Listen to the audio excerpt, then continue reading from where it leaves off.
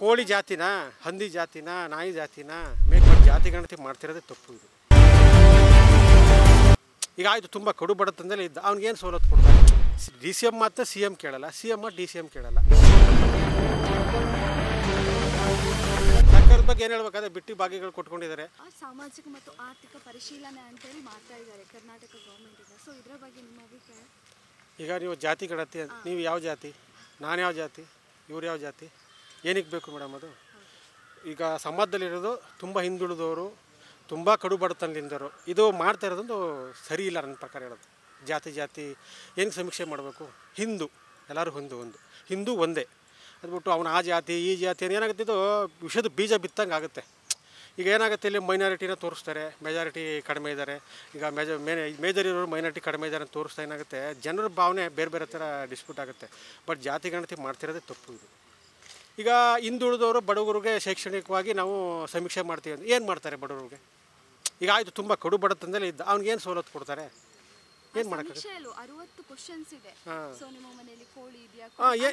ಕೋಳಿ ಜಾತಿನ, ಹಂದಿ ಜಾತಿನ, ನಾಯಿ ಜಾತಿನ, ಮೇಕೆ ಕುರಿ ಸಾಕೋ ಜಾತಿನ, ಇದೆಲ್ಲ ಏನಕ್ಕೆ ಅಂತ ಮಾಡ್ತಾ ಇರೋದು ವ್ಯರ್ಥ ಹಣ ಪೋಲು ಇದು. ಇದೇ ದುಡ್ಡನ್ನು ಬೇರೆ ಯಾವ್ದಾದ್ರು ಬಡವ್ರ ಬಗ್ಗೆ ಕಲ್ಯಾಣಕ್ಕೆ ಬಳಸಿದ್ರೆ ಒಳ್ಳೆಯದಾಗುತ್ತೆ. ಬಟ್ ಇದು ತುಂಬ ಟೀಚರ್ಸ್ಗಳನ್ನೆಲ್ಲ ಹಾಕ್ಕೊಂಡು, ಈಗ ನಾವೆಲ್ಲ ಟೀಚರ್ಸ್ ಅವಾಗ ಯಾವ ಜಾತಿ ಕೇಳಿದ್ರೆ ಸ್ಟೂಡೆಂಟ್ರು ಪಾಠ ಮಾಡ್ತಿದ್ರು. ಏನಾಗಿದೆ, ಅವರೇ ಹೋಗಿ ಇನ್ನು ಯಾವ ಜಾತಿಯನ್ನು ಕೇಳೋ ಪರಿಸ್ಥಿತಿ ಆಗಿದೆ. ಬಟ್ ಇದು ತಪ್ಪು ಅನಿಸುತ್ತೆ, ನಮ್ಮ ಮನಸ್ಸಿಗೆ ತಪ್ಪು, ಬೇರೆ ಅಭಿಪ್ರಾಯದಲ್ಲಿ ಏನೂ ಗೊತ್ತಿಲ್ಲ. ಖಂಡಿತ ರಜಾ ಎಕ್ಸ್ಟೆಂಡ್ ಆಗಿದೆ. ಮಾಡಿ ಇಷ್ಟು ತುರಲ್ಲಿ ಬೇಕಾಗಿರಲ್ಲ. ಈಗ ತುಂಬ ವರದಿಗಳು ಬಂದಿದೆ, 10 ವರ್ಷ 15 ವರ್ಷದಿಂದಲೇ ಬರೆದಿ, ಅದನ್ನೆಲ್ಲ ಅವರು ಕಸದ ಬುಟ್ಟಿಗೆ ಹಾಕಿ ತಿರ್ಗಿ ಮತ್ತೆ ಜಾತಿ ಸಮೀಕ್ಷೆ, ಶೈಕ್ಷಣಿಕ ವರದಿ ಇವೆಲ್ಲ ಬೇಕಾಗಿರಲಿಲ್ಲ. ತಪ್ಪು ಅನಿಸುತ್ತೆ. ಖಂಡಿತ ಈಗ ಏನಾಗಿದೆ ಅಂದರೆ, ಈಗ ಯಾವ ಮಕ್ಕಳು ಏನು ಪೆದ್ರಲ್ಲ, ಈಗ ಏನಾಗಿದೆ, ಜಾತಿ ಸಮೀಕ್ಷೆ ಮಾಡೋಕ್ಕೆ ಬರ್ತಾರೆ, ಅಲ್ಲಿ ಕೇಳ್ತಾರೆ ಎಲ್ಲನೂ. ಅದೇನಾಗುತ್ತೆ, ಓದೋ ಮಕ್ಕಳ ಮೇಲೆ ಪರಿಣಾಮ ಬರುತ್ತೆ. ಅವರು ಶಾಲೆಗೆ ಓದೋ ಸಮಯದಲ್ಲಿ ನೀನು ಆ ಜಾತಿ, ನೀನು ಈ ಜಾತಿ, ನಾನು ಆ ಜಾತಿ, ಈಗ ಅದು ಯಾವುದೋ ಬಂದಿದ್ದೀರಾ ಕ್ರಿಶ್ಚಿಯನ್, ಕುರುಬ ಕ್ರಿಶ್ಚಿಯನ್, ಅವೆಲ್ಲ ಏನಕ್ಕೆ ಅಂತ ಅರ್ಥ ಆಗ್ತಾಯಿಲ್ಲ. ಬಟ್ ಇದು ಸಮೀಕ್ಷೆ ಮಾಡೋದು ತಪ್ಪು. ಈಗ ಹೇಗಿದೆ, ಈಗ ಏನು ಜನ ಹೆಂಗಿದೆ ಕನ್ನಡ ಹಂಗೆ ಬಿಟ್ಬಿಟ್ರೆ ಒಳ್ಳೇದು. ಇದು ಸಮೀಕ್ಷೆ ಮಾಡಿದಷ್ಟು ಇದು ಜಾತಿ ಮಧ್ಯೆ ದ್ವೇಷ ಬೆಳೆಯುತ್ತೆ. ಅದು ಸರ್ಕಾರಕ್ಕೆ ಕೇಳಬೇಕು.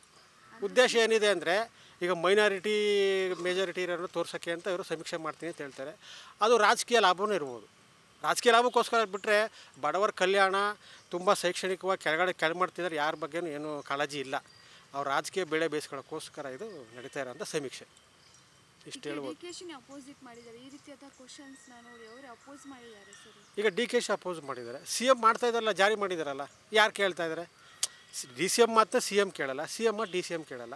ಈಗ ಇವ್ರು ರಾಜಕೀಯ ಬೆಳೆ ಬೇಯಿಸ್ಕೊಳ್ಳೋಕೆ ಇವ್ರು ಮಾಡ್ತಾಯಿದ್ದಾರೆ. ಅದು ಯಾರು ಮಾತು ಯಾರು ಕೇಳ್ತಾರೆ? ಈಗ ಜನ ಅವೇರ್ನೆಸ್ಸಲ್ಲಿ ಬರಬೇಕು. ಈಗ ಯಾರು ಹೋಗಲೇಬಾರ್ದು ಇದಕ್ಕೆ ಅಂತಂದರೆ ಯಾರೇನು ಮಾಡೋಕ್ಕಾಗುತ್ತೆ? ಈಗ ಸರ್ಕಾರದ ಆದೇಶ ಹೋಗ್ತಾರೆ, ಅವ್ರಿಗೆ ಟಿ ಎ ಡಿ ಎಲ್ಲ ಕೊಡ್ತಾರೆ, ಹೋಗಲೇಬೇಕು. ತಪ್ಪು ಮೇಡಮ್, ಈಗ ತಪ್ಪು, ಅದು ಮಾಡಬಾರ್ದು. ಈಗ ಕುರುಬ ಸಮುದಾಯ ಎಷ್ಟಿಗೆ ಸೇರಿಸ್ತೀವಿ, ಎಸ್ ಟಿ ಅವರು ಅಪೋದ ಮಾಡ್ತಾಯಿದ್ದಾರಲ್ಲ, ಆಲ್ರೆಡಿ ವಿರೋಧ ಮಾಡ್ತಾಯಿದ್ದಾರೆ ಅವರು. ನಮ್ಗೆ ಇದಕ್ಕೆ ಯಾಕೆ ಸೇರಿಸ್ತೀರಾ, ಬೇಡ ಅಂತ ಅವ್ರು ಹೇಳ್ತಾಯಿದ್ದಾರೆ. ತಪ್ಪದು. ಅದು ಇವರು ರಾಜಕೀಯ ಬೆಳೆ ಬೇಯಿಸ್ಕೊಳ್ಳೋಕ್ಕೋಸ್ಕರ ಜಾತಿ ಮಧ್ಯೆ ಇದು ಸಂಘರ್ಷ ಮಾಡೋದು ತಪ್ಪು. ಹೇಗಿದೆ ಆಗಿಬಿಟ್ರೆ ಒಳ್ಳೆಯದು, ಅದು ಬಿಟ್ಟರೆ ಇದು ಏನು ಯೂಸ್ ಇಲ್ಲ. ಟೋಟಲಿ ಸರ್ಕಾರದ ಬಗ್ಗೆ ಏನು ಹೇಳ್ತೀರಾ? ಏನು ಹೇಳ್ಬೇಕು ಹೇಳಿ? ಸರ್ಕಾರದ ಬಗ್ಗೆ ಏನು ಹೇಳ್ಬೇಕಾದ್ರೆ ಬಿಟ್ಟಿ ಭಾಗ್ಯಗಳು ಕೊಟ್ಕೊಂಡಿದ್ದಾರೆ. ಡೆವಲಪ್ಮೆಂಟ್ಸ್ ಬೇಕಾದಷ್ಟು ಮಾಡ್ಬೋದಾಗಿತ್ತು. ವರ್ಷಕ್ಕೆ 40,000-50,000 ಕೋಟಿ ಜನಗಳು ಕೊಟ್ಟು, ಈಗ ನಿಮ್ಮ ಹತ್ರ 2,000 ಸಾವಿರ ನಿಮ್ಮ ಹತ್ರ ಇದು ಯಾರು ಕೊಟ್ಟಿರೋದು? ಇಲ್ಲ. ಅದೇ ದುಡ್ಡು ಡೆವಲಪ್ಮೆಂಟ್ ಮೇಡಮ್, ಎಷ್ಟು ಕೆಲಸ ಇದೆ. ರೋಡ್ ಮಾಡ್ಬೋದು, ರಸ್ತೆ ಮಾಡ್ಬೋದು, ನೀರು, ಇನ್ನು ಸ್ಕೂಲಸ್ ಇಂಪ್ರೂವ್ ಮಾಡ್ಬೋದು. ಅದ್ರಿಗೆ ಇದು ಡೆವಲಪ್ಮೆಂಟ್ ಮಾಡಬೇಕು ಹೊರತು ಫ್ರೀ ಸ್ಕೀಮ್ ಏನಕ್ಕೆ? ವೇಸ್ಟ್ ಅಲ್ವಾ ಅದು? ಈಗ ಜನ ನೀವು ಏನೇ ಕೊಟ್ಟರು ಅದು ಯಾರೋ ಮಿಸ್ಯೂಸೇ ಆಗೋದು. ಅದರಿಂದ ಇದೇ ದುಡ್ಡನ್ನು ಕರ್ನಾಟಕ ಡೆವಲಪ್ಮೆಂಟ್ ಹಾಕೊಂಡು ಎಷ್ಟು ಹಳ್ಳಿಗಳು ಇನ್ನೂ ರಸ್ತೆ ಇಲ್ಲ, ನೀರಿಲ್ಲ, ಮಕ್ಕಳು ಶಾಲೆಗೆ ಹೋಗೋಕ್ಕೆ ಶಾಲೆ ಇಲ್ಲ, ಸೇತುವೆಗಳಿಲ್ಲ, ಅದೆಷ್ಟು ಆ ಕಡೆ ಎಲ್ಲ ಪ್ರವಾಹ ಬಂದು ಎಲ್ಲ ಕೊಚ್ಕೊಂಡು ಹೋಗ್ತಾರೆ. ಅದ್ರ ಬಗ್ಗೆ ಡೆವಲಪ್ಮೆಂಟ್ ಮಾಡ್ಬೋದಾಗುತ್ತೆ ಹೊರತು ಫ್ರೀ ಸ್ಕೀಮು ವೇಸ್ಟು. ಸರ್ಕಾರದ ಬಗ್ಗೆ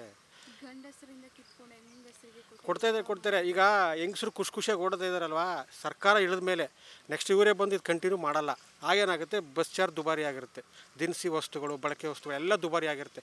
ಇವಾಗ ಏನು 2,000 ರೂಪಾಯಿ ಕೊಟ್ಟಿದ್ದಾರೆ, ಅದಕ್ಕೆ 10,000 ಖರ್ಚು ಮಾಡಬೇಕಾಗುತ್ತೆ. ಈ ಹಬ್ಬ ಇನ್ನು ಸರ್ಕಾರ 2.5 ವರ್ಷ ಇರ್ಬೋದು. ಅದಾದಮೇಲೆ ಇದೇ ಸ್ಕೀಮ್ ಕಂಟಿನ್ಯೂ ಮಾಡ್ತಾರೆ. ಜನಕ್ಕೆ ಏನಾಗಿದೆ, ಈಗ ಸೋಮಾರಿತನ ಬಂದುಬಿಟ್ಟಿದೆ. ಬಿಡು ಸ್ಕೀಮ್ ಕೊಡ್ತಾರೆ, ಸರ್ಕಾರದಿಂದ ದುಡ್ಡು ಬರುತ್ತೆ ಅಂದ್ಕೊಂಡು ಯಾರೋ ಇಬ್ಬರು ಏನೋ ಅದನ್ನು ಯೂಸ್ ಮಾಡ್ಕೊಬಿಟ್ರು. ಟೋಟಲಿ ಬೇಡವಾಗಿತ್ತು ಇದು. Guarantee scheme ಬೇಡಾಗಿಲ್ಲ. ಬಟ್ ಆ ಸರ್ಕಾರ ಬರೋಕ್ಕೋಸ್ಕರ ಸ್ಕೀಮ್ ಮಾಡ್ಕೊಂಡಿದ್ದಾರೆ ಅಷ್ಟೇ. ಅದು ಬಿಟ್ಟರೆ ಮೇಡಮ್ ಹೇಳೋಕ್ಕಾಗಲ್ಲ. ಜನರ ನಾಡಿ ಮಿಡಿತ ಹೇಳೋಕ್ಕಾಗಲ್ಲ. ಈಗ ಇವರು 2,000 ಕೊಟ್ಟಿದ್ದೀವಿ ಅನ್ಬೋದು, ನೆಕ್ಸ್ಟ್ 5,000 ಕೊಟ್ಟರೆ ಇವರೇ ಬರ್ಬೋದು. ಜನ ಥರ ಡಿಸೈಡ್ ಮಾಡಬೇಕು. ಜನ ಅಲ್ಟಿಮೇಟು ಜನ ಯಾವ ಸ್ಕೀಮು ಬೇಡ, ಏನು ಬೇಡ, ಒಳ್ಳೆ ಸರ್ಕಾರ ಬೇಕು, ಡೆವಲಪ್ಮೆಂಟ್ ಆಗೋಂಥ ಸರ್ಕಾರ ಬೇಕು ಅಂದರೆ ಜನ ತೀರ್ಮಾನ ಮಾಡಬೇಕೆ ಹೊರತು ಸ್ಕೀಮ್ಗೆ ಇದೇ ಥರ ಮೋಸ ಹೋದರೆ ನಾವು ಇನ್ನೂ 10 ವರ್ಷ 20 ವರ್ಷ ಹಿಂದಕ್ಕೆ ಹೋಗ್ತಾ ಇರ್ತೀವಿ. ಈಗ ಯಾರು ಏನು ಈಗೆಲ್ಲ ದುಡಿಯೋ ಇದಿದ್ದಾರೆ ಅದನ್ನು ನಾವು ಕೊಡಬೇಕೇ ಹೊರತು ಅದು ಬಿಟ್ಟು ಈ ಫ್ರೀ ಸ್ಕೀಮ್ಗೆ ಹೋಗ್ಕೊಂಡ್ರೆ ಭಾಳ ಕಷ್ಟ, ಮುಂದೆ ಸೋಮಾರಿತನ ಆಗಬೇಕಾಗುತ್ತೆ. ಈ ಥರ ಹೇಳ್ಬೋದು ಸರ್ಕಾರದ ಬಗ್ಗೆ. ಡೆವಲಪ್ಮೆಂಟ್ ಮಾಡ್ಬೇಕು ಮೇಡಮ್. ಈಗ ನಾವು ಮೇನು ರಸ್ತೆ ಬೇಕು ಜನಕ್ಕೆ ಓಡಾಡೋಕ್ಕೆ, ರಸ್ತೆ, ನೀರು, ಆಮೇಲೆ ಇದು ಡೆವಲಪ್ಮೆಂಟ್ ಬೇಕಾದಷ್ಟಿದೆ. ಹುಡುಕಿದ್ರೆ ಯಾರಿಗೂ ಇಚ್ಛಾಶಕ್ತಿ ಇಲ್ಲ.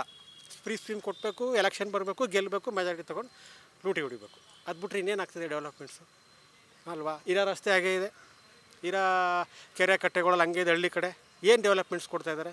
ಎಲ್ಲಾಗ್ತಿದೆ? ಎಲ್ಲೋ ಒಂದು ಕಡೆ ಡಾಂಬರೀಕರಣ ಆಗುತ್ತೆ, ತುಂಬ ರಸ್ತೆಗಳು ಹಂಗೆ ಬಿದ್ದಿದೆ. ಇಂಪ್ರೂವ್ಮೆಂಟ್ಸ್ ಮಾಡೋಂಥದ್ದು ಬೇಕಾದಷ್ಟಿದೆ ಕರ್ನಾಟಕದಲ್ಲಿ, ಮಾಡಲ್ಲ.